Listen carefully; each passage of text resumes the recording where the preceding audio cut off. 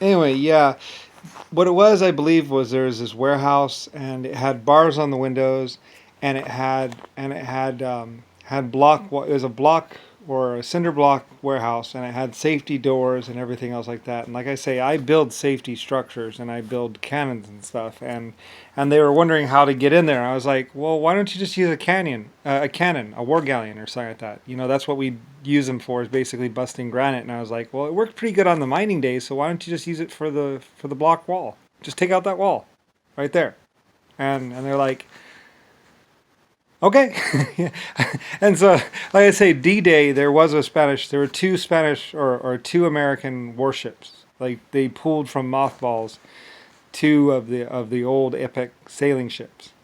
So they were used in a lot of people are like, no, they didn't. It's like, yeah, because I had the one I had beached one up there, or beached two battleships up there, and then I had these other two battleships going up against this other battleship, and then I was attacking this other thing down there, and then so there was also this dock in I think Europe or something like that, and so the guys usually hanged out at the dock, and so the dock warehouse walls were like 3 feet thick or 2 feet thick or something of solid brick, so they didn't know how to get inside quickly. So the Spanish war galleon. So I was like, yeah, use the Spanish war galleon. And this other thing is like, so we can use this old ancient ship that is considered a priceless relic. It's like, yep, it's been free. I built it, so yeah. So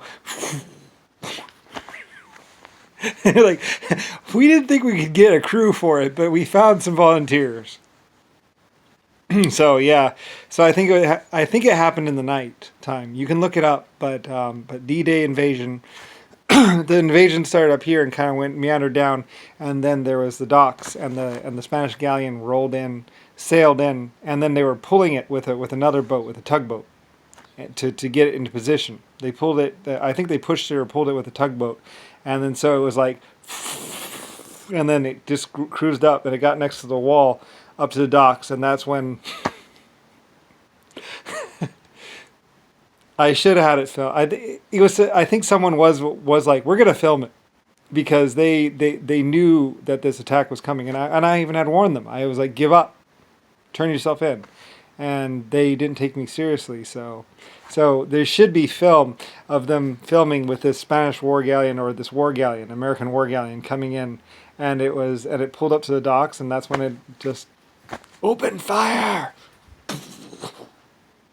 and they took out the front wall of the warehouse, and then the police rushed in and took down the guys, and they were like, "Who ratted on us?" It's like, yeah, I'm Lucifer, and so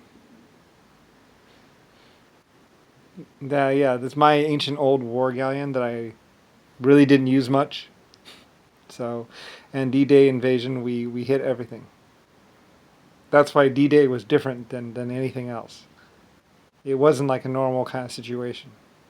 So, anyway. Yeah.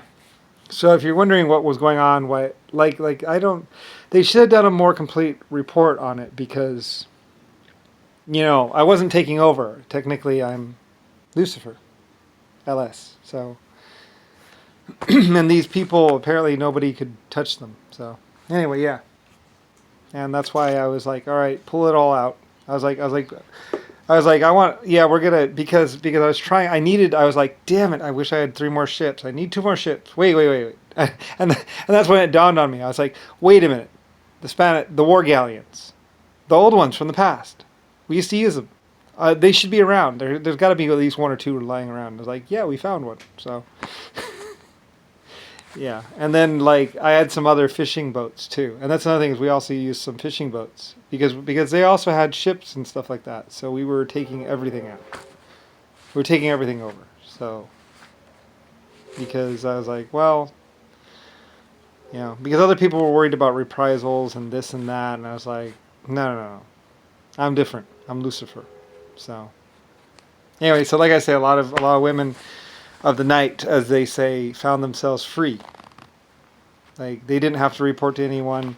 they didn't have to, they didn't have to beg for the drugs anymore. It was just like, yeah, well, yeah, I just took out the world's largest drug dealer in 1920, so, and then, I was in command.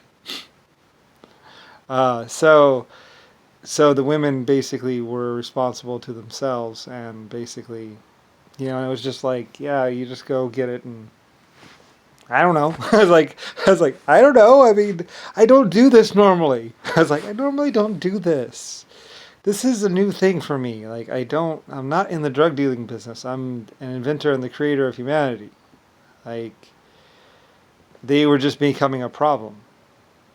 But I can guarantee you that they died gloriously, and they died up against someone that, like, I had done some small skirmishes, but nothing like this.